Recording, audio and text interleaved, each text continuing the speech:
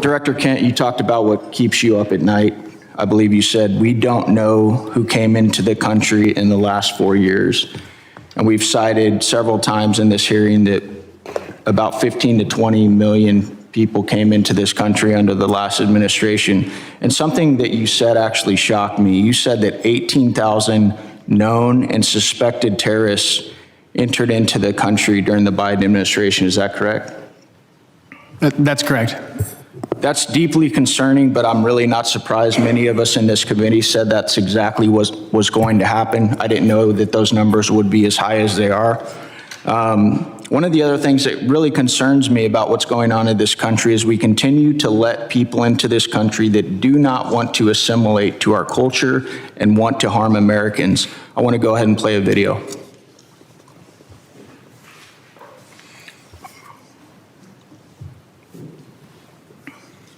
Law should be above the U.S. Constitution. Yes. Yes. Should Sharia law be over the U.S. Constitution? Yes. U.S. Constitution, which is made by people, and the Sharia law is made by Allah. So that is all the way above. That has to be definitely in the land, not for the America, for the whole world would be above. So that should be above the U.S. Constitution? Yes. Do you feel more comfortable living under American law, or do you feel more comfortable living under Sharia law? Sharia law. I'm a Muslim. I prefer Sharia law. Sharia law, yes. You prefer Sharia law over American law? Of course, yeah. They always can come with the same accusations. This speaker supports death penalty for homosexuals. This speaker supports death penalty for this crime or that he is homophobic. These are general views that every Muslim actually has. Every Muslim believes in these things. If the law of the land is Islamic, we will respect the law of the land. What if it's not Islamic? If it's not Islamic, then the law of the land and those who make it can go to hellfire, honestly, because Allah said in the Quran, in chapter 33, verse 1, He said, "O Prophet, fear Allah and do not obey the disbelievers and the hypocrites." You know why they're worried about the border? Watch this clip here that Vinny just sent with Al-Qaeda. I call upon every Muslim in the infidel, criminal, and arrogant United States. Does not matter if they're Arab, American, or other descent. I'm saying to all of them, revenge, revenge. Do not consult anyone by killing infidel Americans. You should have a lot of determination, and a list of your targets should be effective. Director Kent, what do you think when you see a video like that? I think we didn't have control of our borders, and we don't know who's come into our country. However, we have had around 2.7 million individuals from Muslim countries and Muslim regions who came in under the Biden administration, who went through minimal to no vetting whatsoever, who probably share values like the folks that you saw on the screen. Director Kent, are you aware that when we invite people into this country and they become citizens, they swear an oath to defend and support the Constitution and the laws of the United States of America and against all enemies, foreign and domestic? Yes. What do you believe the long-term consequences will be if the United States continues admitting individuals who either openly reject assimilation into American civic culture or who falsely swear an oath to uphold the Constitution despite having no intention of honoring it? We simply won't have a country anymore as we know it. I think we can look to Europe and to the UK to see exactly where this leads. I agree 100%. Director Kent, are you aware of some of the differences between U.S. Constitution and common law interpretations of the Sharia law? I am broadly, yeah. What are the differences in your opinion, and I know you're not a doctorate on this subject, but between the First Amendment, which guarantees freedom of speech and the press, including the right to criticize religions, religious texts, and public figures without government punishment? Yeah, the freedom of speech, I think, is huge because you don't have that under Sharia law, and you also don't have the assumption of innocence under Sharia law as we do. Many interpretations of Sharia, blasphemy, criticism of the Quran or the Prophet Muhammad can be a serious offense, sometimes punishable by death. And there are many others that I don't have time to get to, but I wanted to bring that up today so that Americans understand the differences, and why we need to be very careful about who we let into this country. I thank you guys for the work you do. I thank you for those underneath you working so hard to keep the American citizens and people safe. Thank you. Mr. Chairman, I yield back. Gentleman yields back, and I remind if you don't get to questions that you want to ask, you can submit them for the record, so we can do that at the end. I now recognize the gentleman from Puerto Rico, Mr. Hernandez, for 5 minutes of questions. I have some matters of interest regarding immigration and FEMA, but before that, Mr. Kent, does the Bible say anything about freedom of speech? Not a biblical scholar. I don't think it does, and I am concerned about singling out Muslims and specific religions to talk about how their religious dogma conflicts with our laws and constitutions. I lament that Ms. Noem has had to leave early today, but I wanted to talk about the atrocities that the DHS's immigration enforcement and the pain it is causing in places like my home district of Puerto Rico. Just a few weeks ago, we witnessed ICE shove a pregnant woman. I cannot imagine, as an expecting father myself, the anxiety that that family must have gone through when they took that person to the hospital and treated her for her injuries. Also, a few weeks ago, CBP detained Aracelis Terrero from the streets of Cabo Rojo.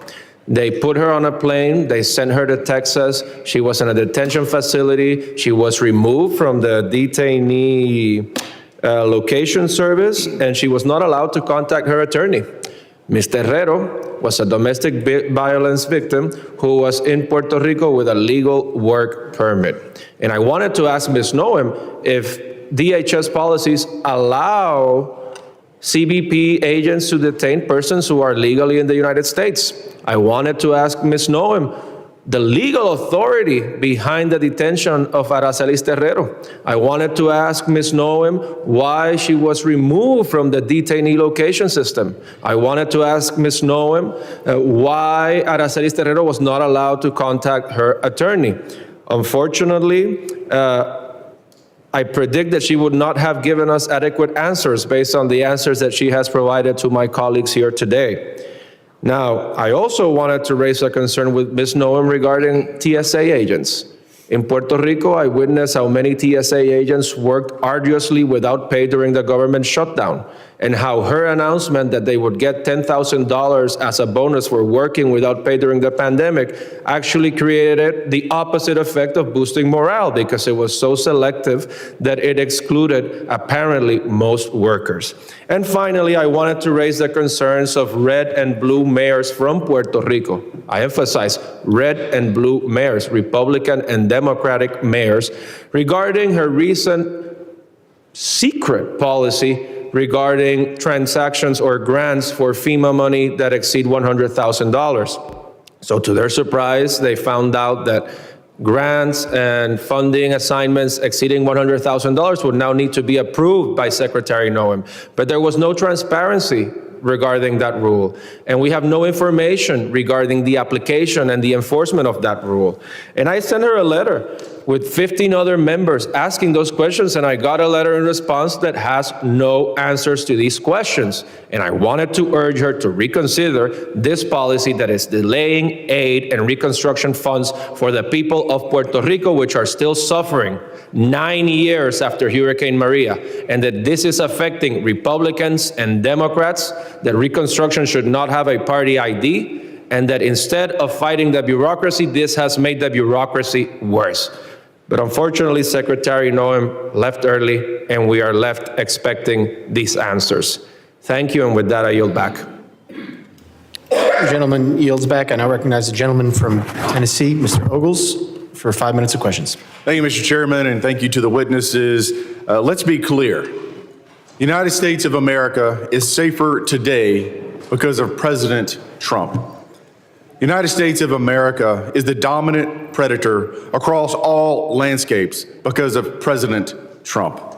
We have restored our status as the global leader because of President Trump.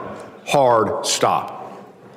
Now, when we look at the topic of the hearings, the objectives, there were 6 bullet points. I'm going to hit the highlights, examine the full scope of evolving threats facing the United States of America, particularly on readiness at the federal, local, and state level. Highlight the significant, number two, the significant national security gains achieved by President Donald Trump. 3, review the Trump administration's efforts to reverse the damage caused by the Biden border crisis. 4, analyze the scale and scope of cyber threats, which is my area as the chairman of the cyber subcommittee. 5, discuss the evolving terrorism landscape, including FTOs, HVEs, and DVEs. And 6, evaluate emerging unconventional threats. Unfortunately, my colleagues must not have read the memo, because that's not what they've talked about. They want to talk about ICE and immigration. So let's talk about that. You know, in 1965, we passed the Hart-Celler Act. Since that time, we've seen chain migration on a scale that, quite frankly, I'm not sure even the progressive liberal authors of that bill could have possibly imagined. In that amount of time, we've seen 60 million migrants come into this country, most of which, 90%, from third world countries. There are roughly 300,000 Afghans in America, 200,000 of which came under Biden. Approximately 45% of Afghans are on U.S. food stamps. Afghans under the Biden administration have an unemployment rate double that of Americans. 68% of Afghans are on Medicaid. Let's go overseas. And so if that sounds like political rhetoric, let's look at the facts. Paris, 48% of crimes committed by foreigners, most of which were Muslim. Overall crime has surged since the Islamic migrant influx. That is from the French Interior Ministry. London, 40% of sex crimes are committed by foreigners, most of which are Muslims. That's the Metropolitan Police Department. Rome, 83% of 2024 street robberies by non-EU citizens, almost all of which were Muslim. Sexual assaults, 69% Muslim, Italian police reports. Minneapolis, here in the homeland. Violent crime in Cedar Riverside, a Somali hub, rose 56%, 2010 to 2018. Dearborn, Michigan, crime 105% above the national average. Hamtramck, outside of Detroit, 92% of assaults by Muslim immigrants. Drug arrests, 85% Muslim immigrants. Now let's go to Nashville, Tennessee, where a Somali man, a migrant who came in 2015, raped to death a woman on the steps of a church. I've had enough. I've said it once, and I'll say it again. Deport them all. This is our country. We get to decide who comes in, and we get to decide who has to leave. And I say, deport them all. 90% that have come into this country are from third world countries, most of which are sucking resources from American citizens, burdening our cities. They do not belong here. Mr. Kent, I'm chairman of the Cyber Subcommittee. Let's go into the scope and scale of the cyber threats posed by the CCP. I give you the floor, sir. CCP is probably one of the more aggressive actors in the cyberspace right now. NCTC is mostly focused on the terrorism realm and how terrorist actors are using the proliferation of encrypted devices and just the internet to spread propaganda. That's probably our biggest purview in terms of cyber. Mr. Glasheen. Chairman, I would say that the Chinese government, the CCP, is our greatest cyber threat. It is a full-time job. And the resources they throw at this is unbelievable. It's a major concern. You know, I want to thank the witnesses for being here. And I want to thank President Trump. You know, as I sit in the skiff and I'm reading the briefings from the CIA and the FBI on the daily attacks to our country and to our infrastructure, I appreciate the president and I appreciate you gentlemen and your service to this country in keeping Americans safe. They have no idea what you do every single day. God bless you and God bless America. Mr. Chairman, I yield back. Gentleman yields back. I now recognize the gentlelady from New Jersey, Ms. Poe, for 5 minutes of questions. Thank you, Mr. Chairman, and to our ranking member. Yes, indeed, we've spoken a great deal and learned many things here today, some of which are still going unanswered, many questions that all of us still have. And there are a vast number of threats that endanger our homeland. from increasingly sophisticated state-sponsored terrorist networks to evolving technologies, our law enforcement agencies are engaging criminals on multiple fronts and facing significant demands every single day. Next year, there will be an increasingly heightened threat environment in my district in northern New Jersey as we host the World Cup. Federal counterterrorism grant funding is absolutely critical in keeping our communities safe against the evolving threat environment. This is why I have been so deeply disturbed by the decision of Secretary Noem to freeze, delay, and cut billions of dollars in federal counterterrorism grant funds. In February, her department, DHS, froze billions of dollars in counterterrorism grants that had already been awarded to states and cities. This decision left state and local public safety organizations unable to access critical funding. DHS then ignored legal deadlines for releasing this year's installment of the $1.5 billion for these counterterrorism programs. And when DHS finally released this funding, she abruptly and illegally slashed funding to states with Democratic governors like New Jersey. States and localities have sued in federal court for funding owed by the federal government that was appropriated for them by Congress. In October, I sent a letter to Secretary Noem, and if she was here, I would be saying this directly to her, signed by all of my Democratic colleagues in New Jersey's delegation, demanding that she stop playing politics with federal counterterrorism funding and immediately restore New Jersey's allocation. Specifically, I'm referring to the 50% cut to New Jersey's allocation of the Homeland Security Grant Program, which includes the Urban Area Security Initiative and the State Homeland Security Program. This is the single largest preparation grant program in the Federal Emergency Management Agency. New Jersey has relied on these federal grants to respond and prepared against terrorist attack.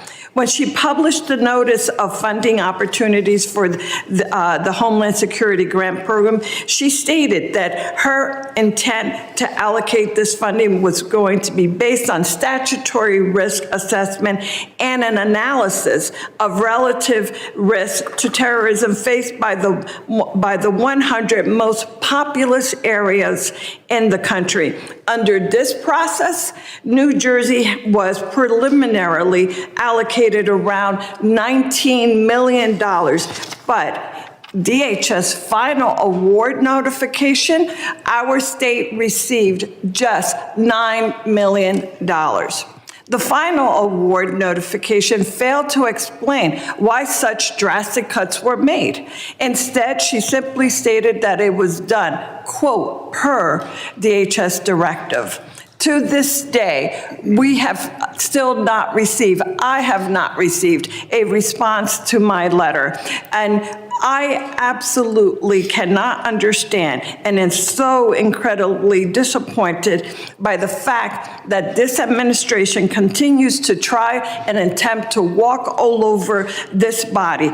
Congress is Article 1 branch, and we demand that we've received the respect that is due and that she respond to the questions, and that is her responsibility and her job. Mr. Chairman, I yield back. Thank you. Gentlelady yields back. I now recognize the gentlelady from South Carolina, Ms. Biggs, for 5 minutes of questions. Thank you, Mr. Chairman, and thank you to the witnesses for being here today. I know you have a really difficult job. I want to take a moment just to highlight the fantastic work of the Homeland Security Advisory Council. I think when I say this, I speak on behalf of our entire South Carolina delegation when I say that I'm pleased to see South Carolina's own Governor Henry McMaster appointed to chair the HSAC. Since its inception in 2002, the Council's mission has been to offer the department real-time advice across the whole spectrum of security issues, and I think this is especially critical for a state like mine in South Carolina, where we face everything from severe weather events such as Hurricane Helene to major port security and cyber security concerns. But I'll move on, and I would like to direct this statement to Director Kent. China is and has been for quite some time the primary great power competitor to the U.S. I think some of my colleagues have already established that today. And I think we've identified the pacing challenge for our national security strategies. Chinese companies have made land acquisitions near sensitive military sites in the U.S., and Chinese researchers have engaged in espionage and intellectual property theft. Chinese national encounters at our northern and southern borders surged in fiscal year 24, and China remains the primary supplier of precursor chemicals contributing to American overdose deaths. So my question, Director, is to what extent do you see a nexus between China's destabilizing activities and the terror threat landscape in the United States? Thank you for the question, and that's a very important topic, especially in terms of fentanyl and the precursors the Chinese Communist Party provides. Working directly with the cartels, we have agents of the Chinese Communist Party, some directly affiliated and some indirectly affiliated, that are working with the cartels to continue to change essentially the recipe of the fentanyl, because as we designate these different precursors and they kind of fall off the market or become more regulated, these advanced chemists will then come into play, and they're the ones that provide the new ingredients, the new ways to manufacture fentanyl that kills American citizens. So this is something that we are looking at, in particular the relationship between these Chinese actors and the Mexican drug cartels. Well, thank you so much. And sir, if you have any additional information, I'd be happy to hear. Yes, ma'am. Thanks for the opportunity. I think to your question is, if our country's destabilized, it creates a lot of vulnerabilities for us. And whether it be the fentanyl is what you're talking about here, it could definitely affect our national security. Regarding the fentanyl, one thing Director Patel recently did is we've recognized the challenge that fentanyl faces the United States. And instead of continuing to address the symptom, look at the root of the problem. He recently went over to China, met with his counterparts in MSP, and they agreed to put 13 precursor chemicals on an export control list. And if we can prevent the chemicals and the precursors coming to the United States or into the, Mexico or anyone that puts together the fentanyl that comes into the United States, that can have a greater effect to reduce that threat to the United States. Well, thank you so much, and I appreciate you being here and hope you realize how important your work is. And I know the district, my 3rd district of South Carolina, is counting on you to continue that hard work. I yield back, sir. Gentlelady yields back. I now recognize the gentleman from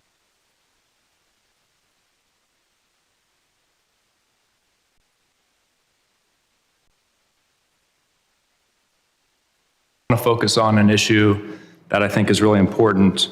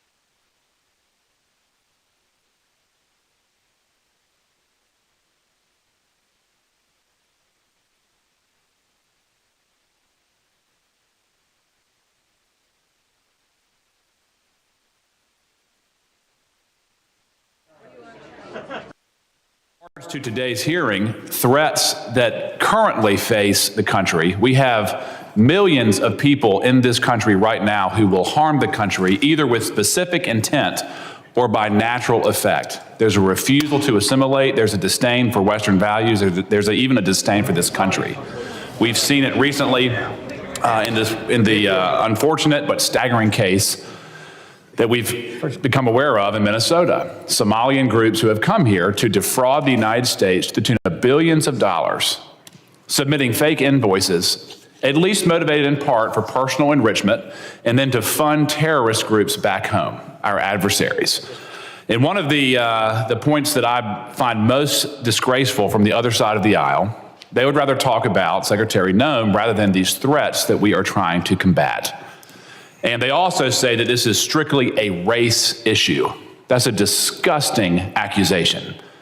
From my experience in law enforcement, there were people from all over the world who exploited the open border policies or weak legal immigration policies to come here, whether they were from Eastern Europe, China, Russia, the Middle East, Northern Africa, Pacific Islands, and of course, South America. It's a full world problem that is operating inside of our borders.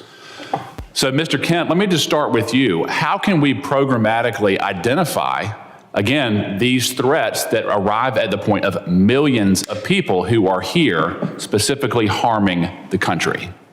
So right now we're in the triage phase. We've already identified 18,000 individuals who have ties to known suspected terrorists and terrorist organizations. So we're starting with them, working with DHS and the FBI to locate and deport them. But as you pointed out, it is a much bigger problem. We've had 2 to 2.7 million folks from Muslim countries, Muslim regions that have come into the country under Biden with minimum to no vetting. Well, I asked you the question, how do you vet someone that doesn't come from a functioning country? Exactly. You simply can't. That's why prior to the Biden administration, these individuals, even ones who wanted to claim asylum, they had to go to the first safe third country. And it would take 18 months to 2 years to properly vet them. Biden threw all of that out the window. We were assured by Secretary Noem's predecessor that every Afghani refugee who came in under the asylum program was thoroughly vetted. Was that true? That was a lie. Any of those individuals who were vetted, such as the terrorists in D.C., they were vetted under a war zone standard to see if they could serve as a soldier or as a guard or a cook or something like that, to see if they posed a threat to us tactically in Afghanistan or Iraq, but not to be our neighbors. Two completely different systems of vetting. The Biden administration used the tactical vetting as a ruse to get millions of people into. And then once they were here, we have eyewitness testimony that they were deployed to military bases and then picked up by people who were already in the country, never to be seen again. Is that consistent with what you've seen in your current position? Absolutely. We're having a hard time running down where a lot of these individuals are. That's why we haven't been able to locate and deport all of them rapidly. What tools can we assist you with in identifying these self-radicalizing circles who are inside the country currently? One thing that I want to be sure that the people who are watching this know is that the shooter who committed the act of terrorism against the 2 National Guard members, he was radicalized here. Yeah. How are we going to identify, again, the people who are inside of our own borders, empowering our enemies to commit harm inside this country? Right now, the Trump administration has essentially gone back to letting us enforce laws, letting us enforce immigration standards, and letting us vet people. What I would like to emphasize to this committee and to the American people is that we simply cannot go back and retroactively vet these millions of folks that came in under Joe Biden. We have to locate them and we have to deport them as soon as we possibly can. Those who want to reapply, they can have the opportunity to reapply. So in terms of what we need, we just need the longitude to do our jobs. We're getting that from the Trump administration, and we appreciate the support of this committee. Yep. Mr. Glasheen, I want to give you a time to answer. In terms of the types of domestic terror that we currently face inside of our own borders, can you briefly describe that with the remaining minute that I have? Yeah, and thanks for the opportunity. I want to make very clear, I know the question came up earlier about designating the problems. The FBI doesn't designate domestic terror groups. We don't do that. That wasn't a serious line of questions. We investigate people. Yes. And the common component there is violence. So I want to make that very clear. And so in terms of regarding the domestic terrorism threat, we have over 1,700 domestic terrorism investigations in the U.S. And with respect to Antifa, which was asked earlier, we have approximately 70 Antifa investigations. Our arrests with Antifa-related subjects are up 171% this Gentleman's time has expired. Thank you. I now recognize Gentleman from Louisiana, Mr. Carter, 5 minutes of questions. Thank you, Mr. Chairman. Thank you, witnesses, for being here. I represent. Is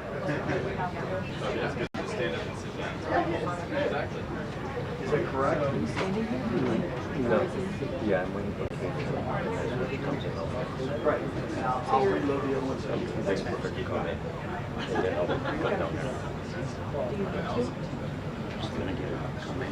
What if I just take it? Yeah, it's just like you're directly in the shot.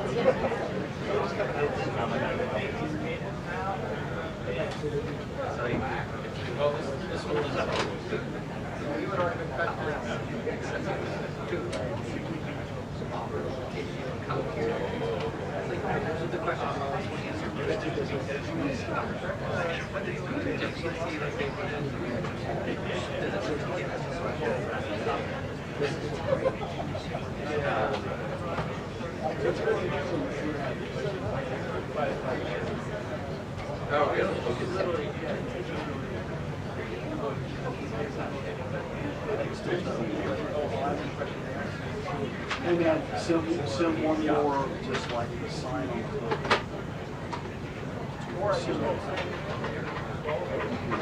Take a look at it. Yeah, right. Still yes.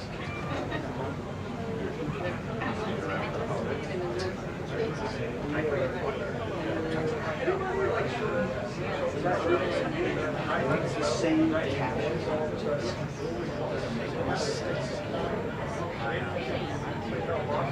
Well, obviously we're not knowing. I'm so sorry. I don't know what.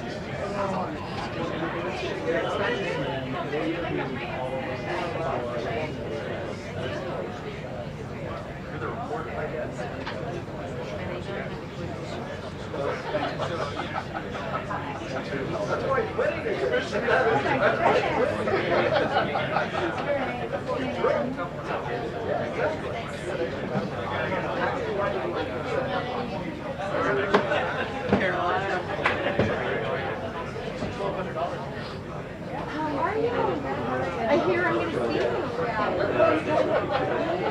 I'm in the middle of section. When are you doing? When you leave?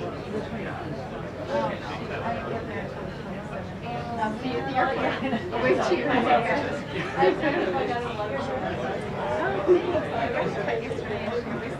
my hairdresser is amazing. Yeah, just really I gotta have all my credits. Just come right.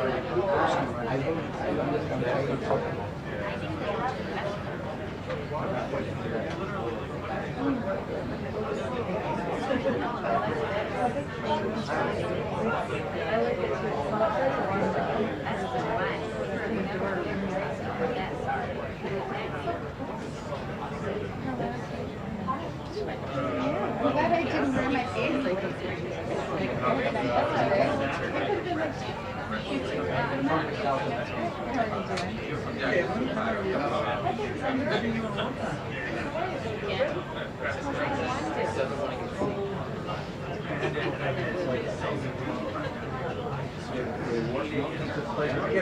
I can't remember twice a year. What twice a year? So I gotta get there.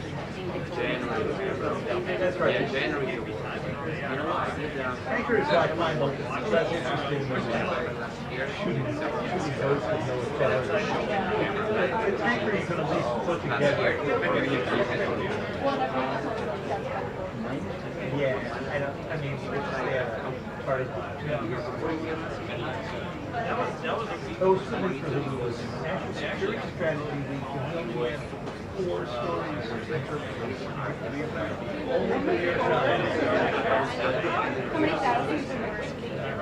I said CNN funny one. I did something on Jake's show on Friday afternoon, and then that was like the Alexa version of them. I'll blame it.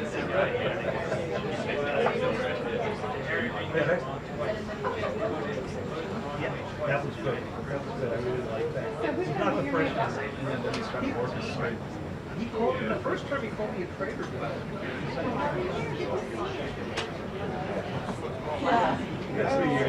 So Amy's doing the first round? Oh, the second round.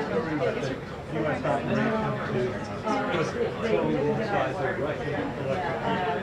and apparently they hadn't told him about it, so he read about it first.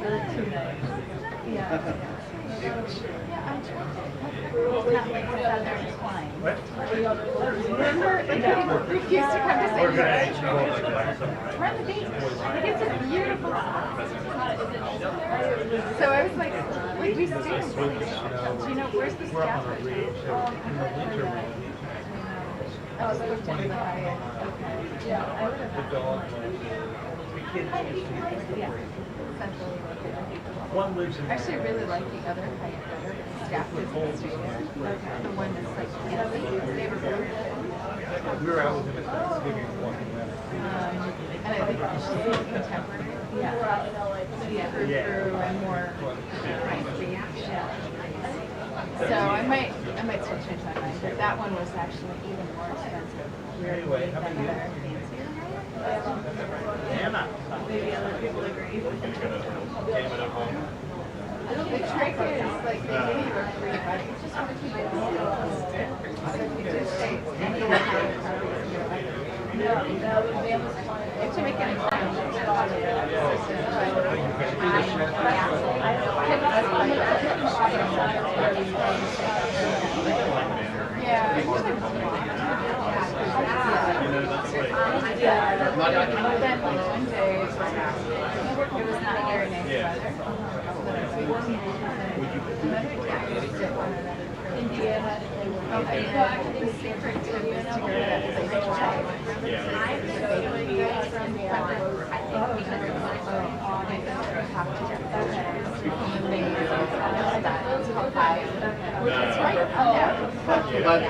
I realized I would have. Wow. I totally should have worn my own boots. I had them yesterday. Green turtleneck. Yeah, no, last year.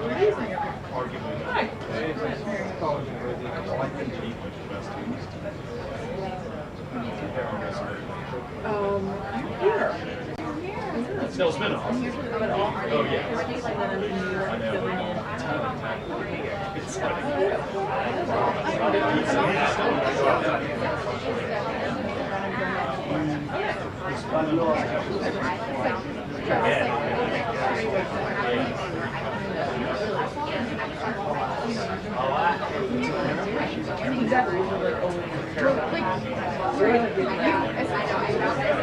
Again, I'm getting all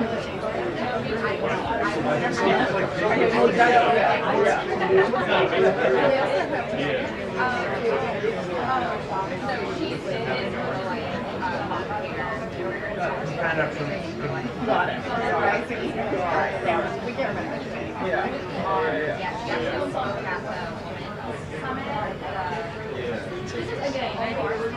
Yeah, I know. Michigan Square.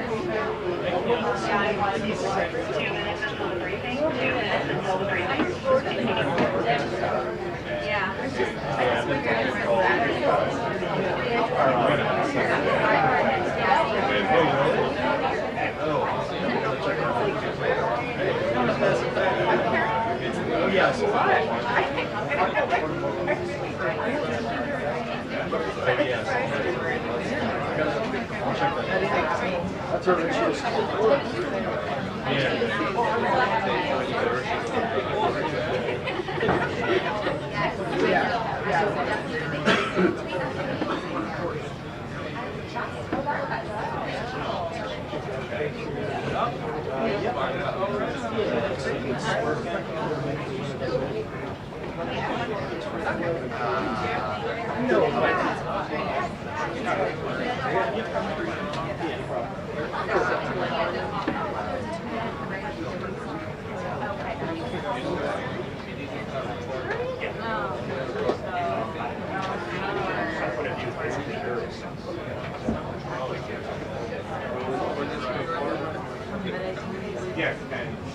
We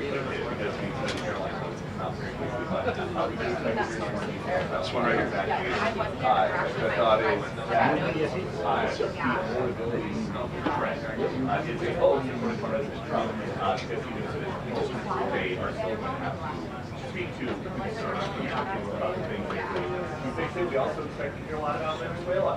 What is the plan? Is it about drugs? Is it about oil? And what does President Trump think about Maduro, who states and says in numbers, having a very friendly phone call today with It's out of here.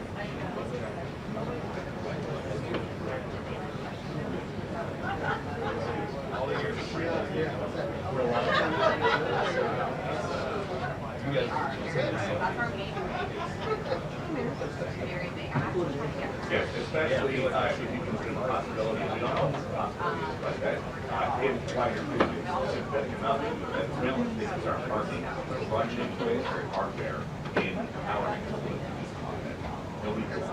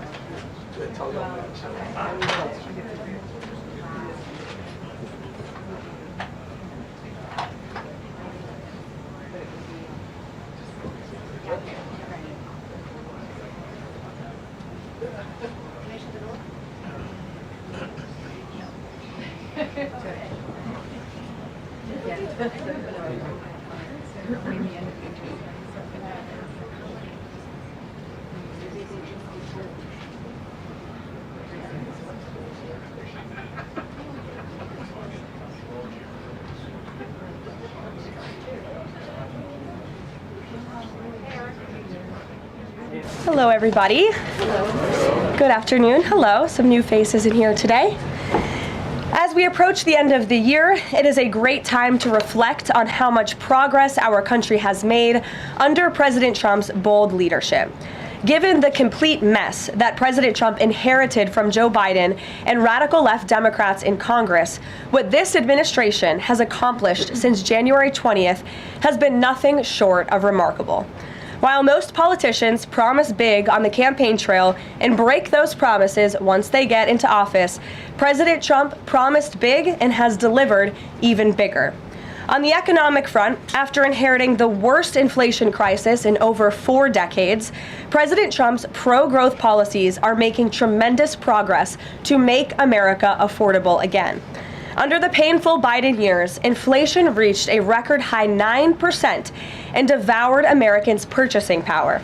In President Trump's term thus far, inflation has dropped to an average of just 2.7%, marking critical progress. The Trump administration is working hard every single day to bring down the cost of living through bigger paychecks and lower prices. Real wages are finally on the rise again and on pace to increase to roughly $1,200 for the average American worker this year. To put that into perspective, real wages declined by almost $3,000 under the Biden administration. That means Americans right now are on track already to make up 1/3 of the $3,000 in lost wages under Joe Biden. There's much work to do, but this has already been significant progress.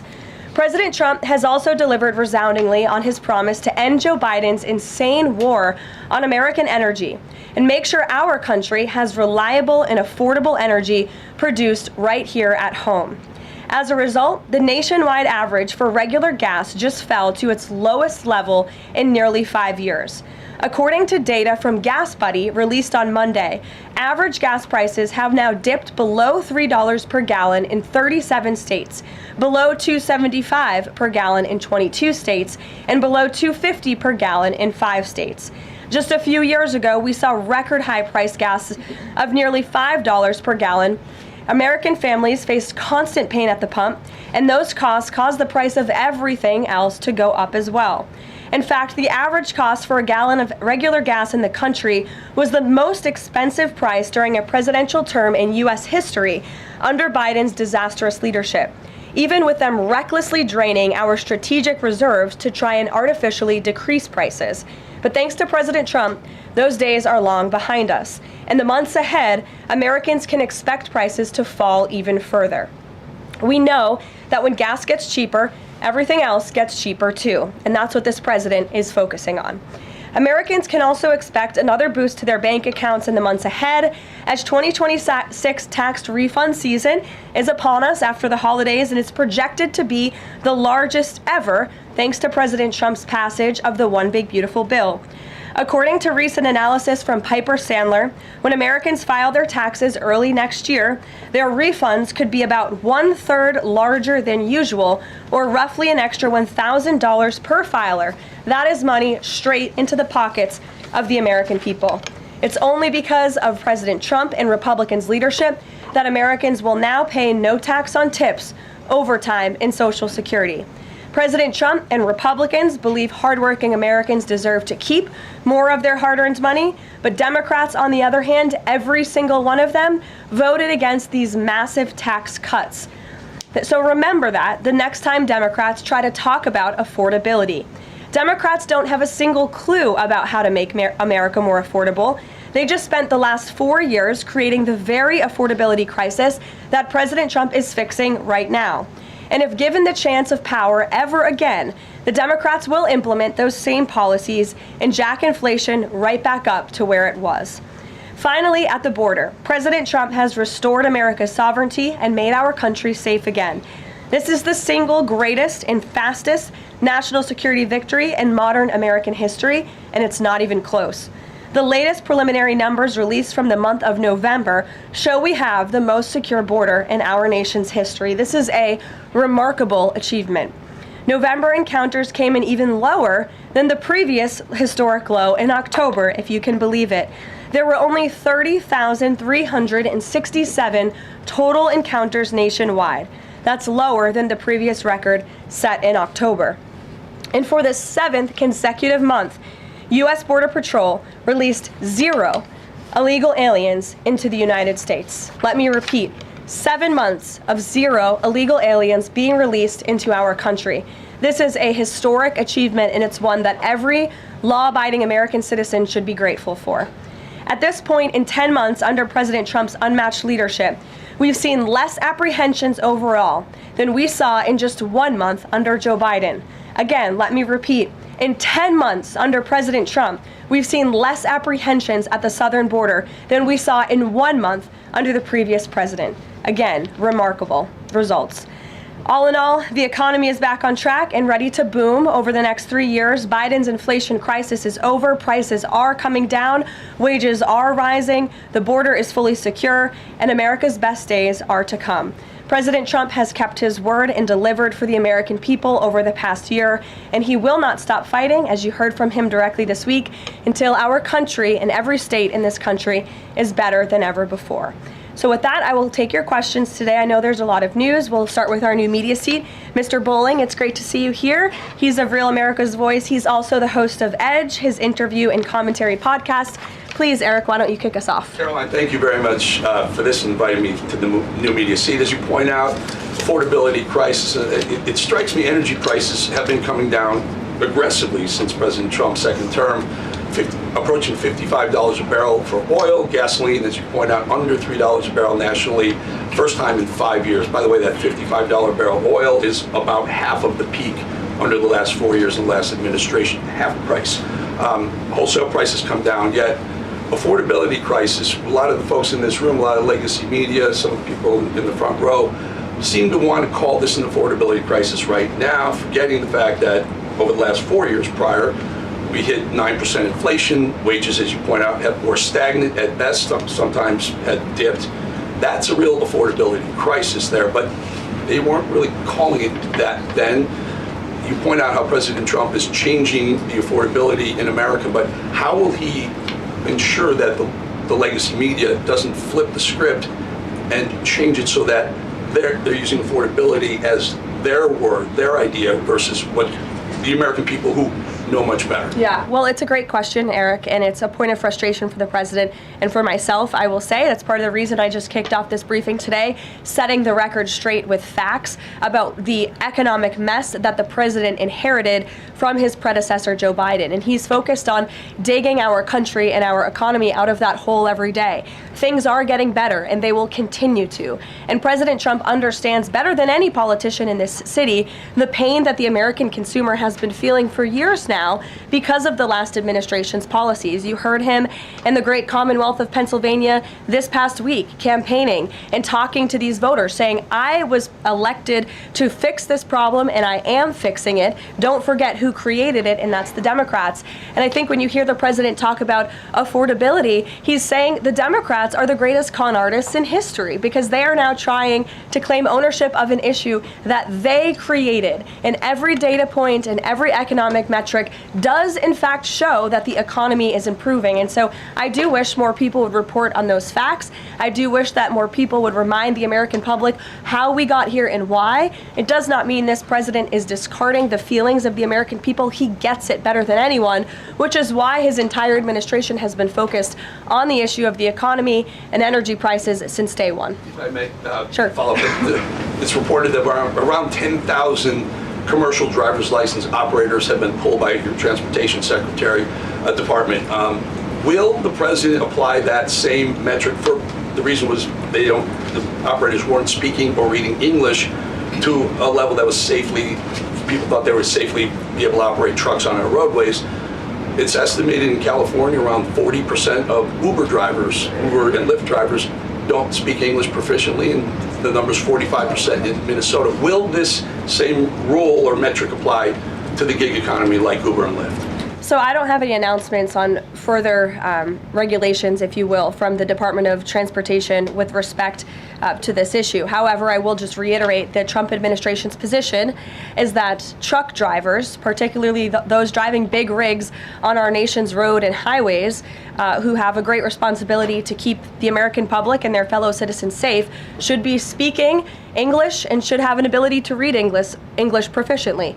I think that's a very common sense policy to have, and we've unfortunately seen, and the Department of Transportation has uncovered and is actively working to fix these state-sponsored commercial trucking driver licenses, which were going to people who are not qualified to be driving these massive trucks on American roads, and they're endangering the lives of our fellow citizens. We've unfortunately seen many vehicle accidents across the country where people have lost their lives because of drivers that were just simply unqualified to be driving these trucks. So I know this is something DOT and Secretary Duffy take very seriously.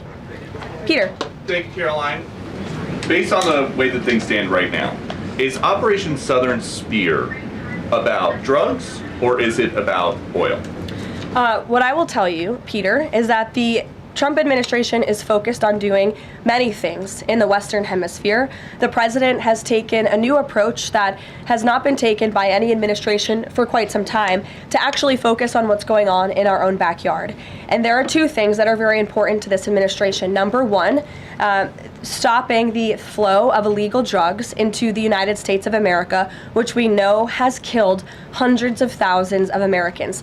The president promised on the campaign trail that he would demolish the foreign terrorist organizations and drug cartels around the world, especially right here in our own hemisphere, and you have seen that he is delivering on that promise.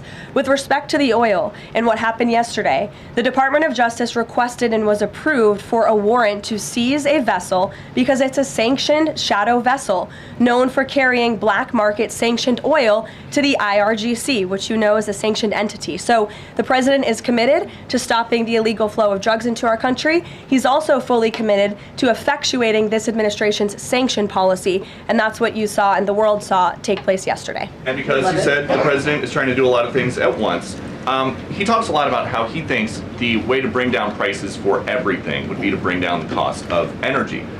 Would he use this seized Venezuelan oil to try to help Americans with affordability here in the United States? Well, what I can tell you right now, the vessel has been seized, as you know, and the Department of Justice did that in conjunction with the Coast Guard and the Department of War. The vessel is currently undergoing a forfeiture process right now.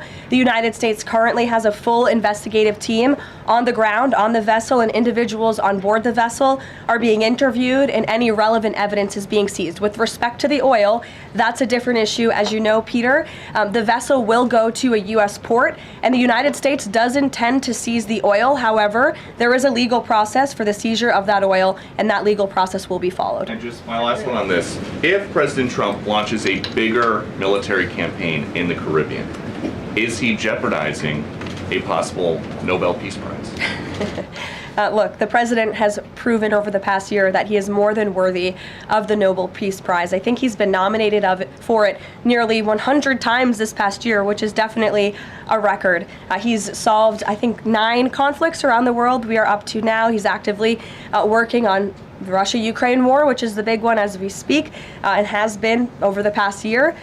With respect to any additional action in Venezuela, I'm definitely not going to get ahead of the president or the United States military. Mary. It now seems all but certain that the Obamacare subsidies will expire at the end of the year. It means more than 20 million Americans are now bracing for their health care costs to soar. Is the president prepared to let this happen, or is he going to step in? The president is prepared to take action on health care, and he wants Republicans on the Hill to do the same. As you have seen, Senate Republicans put forth their own legislation earlier this week. As for the subsidies that are set to expire, I would like to remind you and everybody at home why this is on the brink of happening. Democrats wrote Obamacare. They passed it without a single Republican vote, and then they ballooned it with these expensive COVID subsidies that completely distorted the health insurance market. And then they doubled down, extending those subsidies and setting their own expiration date right now in 2025, which the administration is obviously well aware of, and we are working. The president is working with his healthcare policy team here at the White House, as well as Republicans on Capitol Hill, to find a solution. You said he's working to find a solution. He wants to see a solution to lower healthcare costs. He does. But these subsidies are expiring at the end of the year. So what is the plan, and what is he going to do to put this in place in the next 2-3 weeks? You'll hear more from the president and from the White House on that very soon. As for wanting a solution to lower healthcare costs, I'm glad you said it, because the president is doing just that. He has made unprecedented progress towards lowering healthcare costs in this country and drug prices. He's secured numerous most favored nation drug price deals, with many more to come. As you know, the One Big Beautiful Bill, the working family tax cut, significantly expanded access to health savings accounts for those on Obamacare. Again, a Democrat written program and approved program, which has led to higher healthcare costs in this country. So it goes back to the issue of affordability. Democrats are now pretending they want a solution to this issue, but they created the problem. The president and Republicans are currently coming up with creative solutions and ideas to lower healthcare costs for the American people, and you'll continue to hear more from them on that. Before these subsidies expire? I just said you're going to continue to hear more from the president and Republicans on this issue, I'm sure. Sure, Bloomberg, go ahead. Thanks, Caroline. The president said he was going to be holding a call with the leaders of Thailand and Cambodia. Have those calls taken place? Is there a readout you can share? The president has not yet engaged in those calls, and when he does, I'm sure you'll hear from him directly, as you always do, after foreign leader calls or from somebody here at the White House. I do know, with respect to the conflict in the peace deal in Thailand and Cambodia and some of the conflicts you've seen arise, reports of that in the press over the past couple of days. The president addressed it in Pennsylvania. The administration is obviously tracking this at the highest levels and is very much engaged. I spoke with Secretary Rubio about it this morning. And will senior U.S. officials be meeting Saturday with European and Ukrainian officials to discuss the peace plan? Look, the United States and the Trump administration continues to be very much engaged in trying to bring the Russia-Ukraine war to an end. The president had a call with Europeans yesterday. His special envoy Witkoff and his team continue to talk with both sides literally as we speak. If there is a real chance of signing a peace agreement, if we feel like those meetings are worthy of someone on the United States' time this weekend, then we will send a representative. It's still up in the air whether we believe real peace can be accomplished and we can truly move the ball forward. The president is extremely frustrated with both sides of this war, and he's sick of meetings just for the sake of meeting. He doesn't want any more talk. He wants action. He wants this war to come to an end. And the administration has spent more than 30 hours, just in the past couple of weeks, meeting with the Russians and the Ukrainians and the Europeans and speaking with them as well. So we'll see about the meetings this weekend, and stay tuned. President read President Zelensky's latest proposal that was sent over yesterday. He's aware of it, yes. Ed. Thanks, Caroline. The Fed chairman, the president says that he's interviewing candidates. So I just want to be clear. So the pick has not been locked in. And could we get an announcement before Christmas? I know every business outlet in the world is just chomping at the bit for a scoop or something on this Fed chair announcement. I'm not going to get ahead of the president. I know there's been a lot of reports about potential meetings this week with potential candidates. Look, as always, this is a decision the president himself is going to make. And I know there's a lot of reporting out there from anonymous sources who claim to know something. I would wait and see what the president himself does and announces, and I certainly won't be the one to get ahead of him on that. On the economy, can I ask you about Michael, go ahead. On the next Fed chair, does the president have an expectation that his pick will lower interest rates next year to his liking? I think the president has been quite clear about what he believes the Fed should be doing, which is lowering interest rates. I know there was a quarter-point reduction this past week, and the president was pleased to see that, but he thinks more should be done. Philip. Thank you, Caroline. On these advanced NVIDIA H200 chips, why is the president willing to allow China to have access to one of America's chief technological advantages? Look, I will tell you just a couple of things. The president put out his own statement on this, which I do think highlights his exact thinking. What you see from the president on Truth Social is most of the time what you hear from the president behind closed doors privately. He told President Xi that NVIDIA will only be shipping H200 products to approved customers in China under conditions that will allow for continued strong national security. The administration continues to maintain a strict export control regime, and we are ensuring that the Blackwell chip and other advanced technologies stay right here in America, and these H200 chips will only be sent to China after undergoing a security inspection here in the United States. Elizabeth. Thank you, Caroline. New York City Mayor-elect Zohran Mamdani put out a video recently telling immigrants in New York City they have the right to stand up to ICE. Are you concerned this will inspire New York City residents to resist ICE operations, and what will the Trump administration do if this happens? The Trump administration is definitely concerned about the rise in violence, in attacks, and physical threats that we have seen against our brave men and women who wear the ICE uniform. Again, these are agents who are just simply doing their jobs. They are enforcing our nation's immigration laws, and we've seen more than a 1,000% increase in violent attacks on them and their families. They've been doxxed, they've been harassed, many of them have been physically assaulted and attacked. So we condemn that wholeheartedly. I know the administration has done a lot to protect our ICE agents, and the president stands firmly behind them in conducting these enforcement operations. And there's a lot of talk from Democrat politicians in New York, but the Trump administration will continue to do our jobs in every state, and that's to remove illegal aliens and public safety threats from American communities. Secretary Leavitt. Sure. Thank you. I'll go to the gentleman who's very eager, and then to you. Thank you so much. Obviously, Jasmine Crockett, who the president has openly criticized, just entered Texas' Senate race. I asked Mike Johnson, who said that Texas largely supports the president. Crockett, on the other hand, says that Trump is an example of extremism. She says that her support is a referendum on Trump. I'm curious to get your thoughts on this. And has Trump made any statements since she's announced her candidacy? Not to my knowledge, as you know from the White House podium. As a government employee, I'm not privy to comment on future elections, but I do think the president has made his thoughts on Ms. Crockett quite clear, and I do believe he thinks she is wholly unqualified for the office that she is seeking. Joey. Yeah, thanks, Caroline. A federal judge today ordered the immediate release of Kilmar Abrego Garcia from ICE detention. Does White House have a response to that, and does the administration plan to appeal that decision? Absolutely. The White House, the administration opposed this activism from a judge who is really acting as a judicial activist, which we've unfortunately seen in many cases across the country. Abrego Garcia is present in our country illegally. He is a proven human trafficker. He is a proven gang member. The administration has evidence of that. And as you saw from the Department of Homeland Security, they issued a statement saying they'll continue to fight this legal battle in court.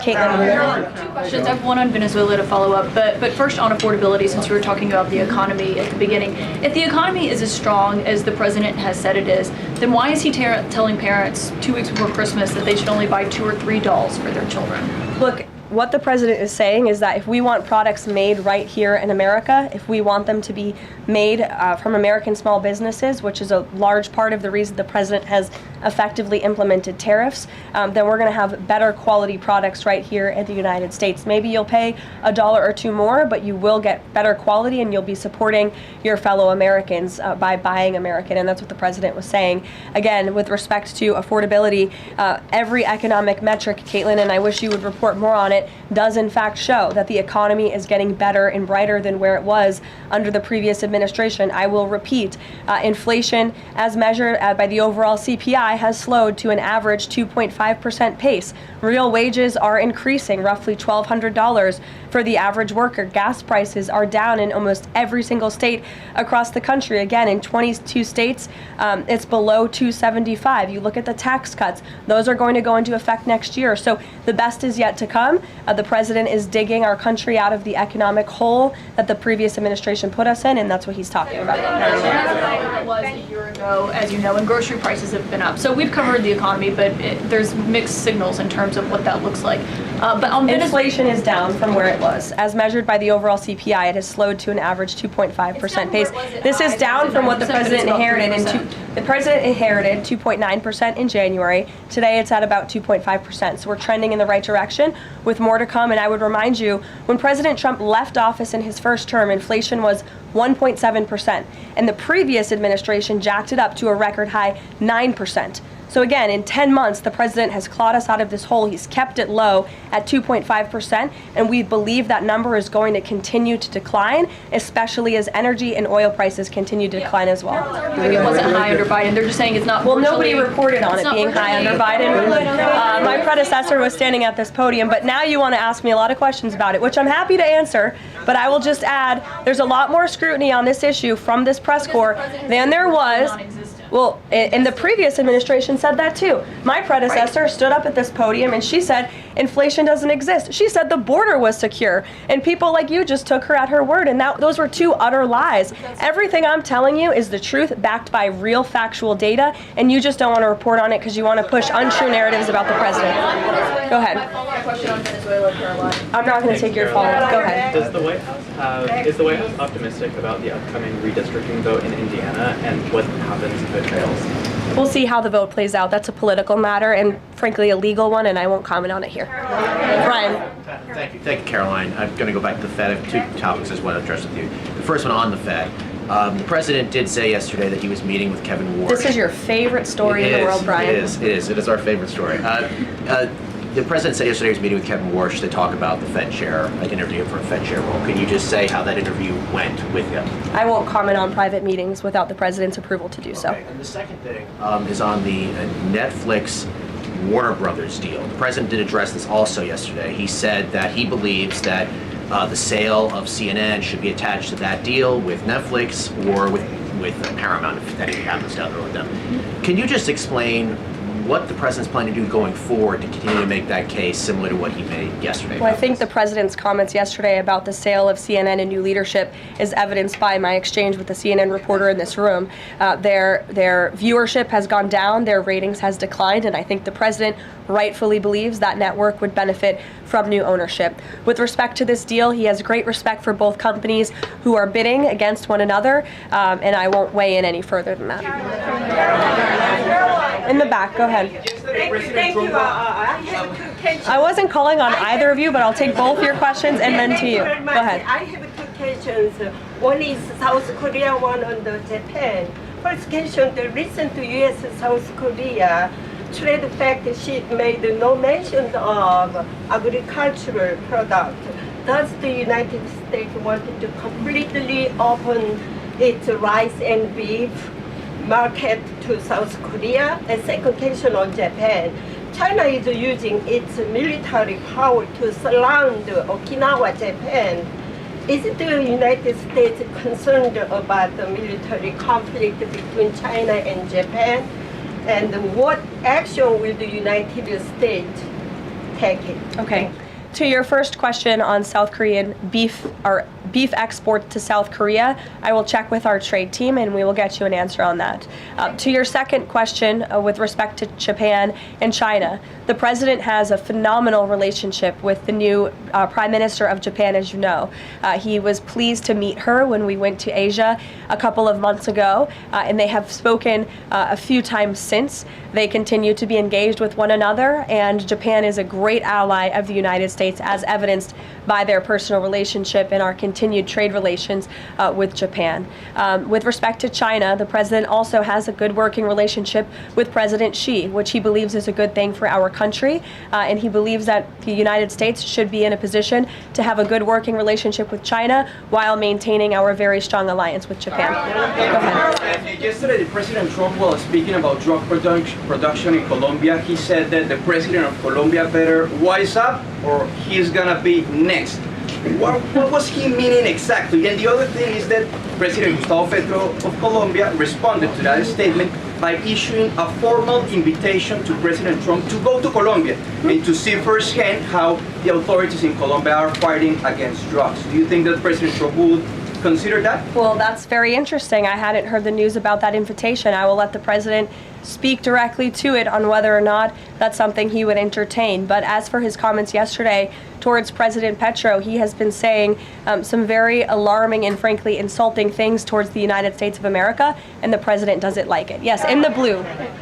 Karoline? Yes, go ahead. Thank you. The president's been spotted out and about a number of times with bandages on his hands. Could you please explain what that is about? Secondly, he noted on Truth Social the other day that he had aced 3 cognitive tests. Could you please clarify when those tests took place? I can do that at a later date. I obviously don't have that in front of me. The president has spoken about that quite extensively throughout the years. As for the bandages on the hand, we've also given you an explanation for that in the past. The president is literally constantly shaking hands. The Oval Office is like Grand Central Terminal. He is meeting with more people than any of you even know about on a daily basis. He's also on a daily aspirin regimen, which is something his physical examinations has said in the past as well, which can contribute to that bruising that you see. Thank you, Caroline. Back to that oil tanker, just want to know, was this a one-off, or is it safe to say the administration is taking a more active look at the oil industry in Venezuela, whether targeting other oil ships or perhaps Venezuelan oil production facilities in Venezuela? Well, I won't broadcast any future actions from the administration, but I will just reiterate that the Trump administration is executing on the president's sanction policies and the sanction policies of the United States, and we're not going to stand by and watch sanctioned vessels sail the seas with black market oil, the proceeds of which will fuel narco-terrorism of rogue and illegitimate regimes around the world. Andrew? Thank you, Caroline. 2 for you.